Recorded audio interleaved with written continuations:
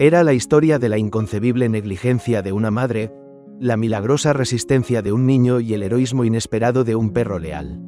En el territorio de Altai, donde el frío muerde con una ferocidad que puede congelar el tiempo mismo, un niño de 2 años se encontró abandonado en el porche de su casa durante una noche en la que las temperaturas cayeron por debajo de los 20 grados bajo cero. Las probabilidades estaban en su contra, y parecía inevitable que el duro invierno siberiano reclamara otra víctima. Pero el destino tenía otros planes. Un ángel guardián, en forma de un amigo de 4 patas, emergió de las sombras del frío mordaz. El perro, un residente fiel de la casa, sintió el peligro inminente.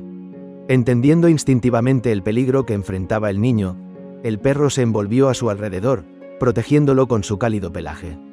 Durante 2 largos días y noches, el perro permaneció firme, su cuerpo proporcionando una línea de vida de calor al niño tembloroso. No fue hasta que vecinos preocupados notaron al perro acostado en el porche que la increíble historia se desarrolló. Al acercarse a la casa, su preocupación se convirtió en asombro al descubrir al pequeño niño acurrucado bajo el abrazo protector del perro. La situación era crítica, y el niño, aunque milagrosamente vivo, estaba en estado crítico. Los informes de The Siberian Times hablaban de los esfuerzos heroicos del perro, ahora aclamado como un héroe y salvador por los agradecidos residentes del distrito de Loktevsky.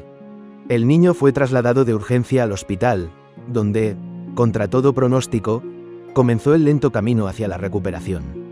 El calor y el cuidado proporcionados por el perro habían cerrado la brecha entre la vida y los gélidos abrazos de Siberia. Mientras tanto, la madre, que había abandonado a su hijo a la merced de la noche invernal, enfrentaba las consecuencias de sus acciones. Apareció 4 días después, siendo una mera espectadora del drama que se desarrollaba, y la justicia pronto la haría responsable, amenazando con prisión y la privación de los derechos parentales. Esta desgarradora historia resonaba con otra historia de hace 3 años en un remoto pueblo de la República de Sakha. Una niña de 3 años llamada Karina Chikitova desapareció junto con su perro en una zona repleta de lobos y osos.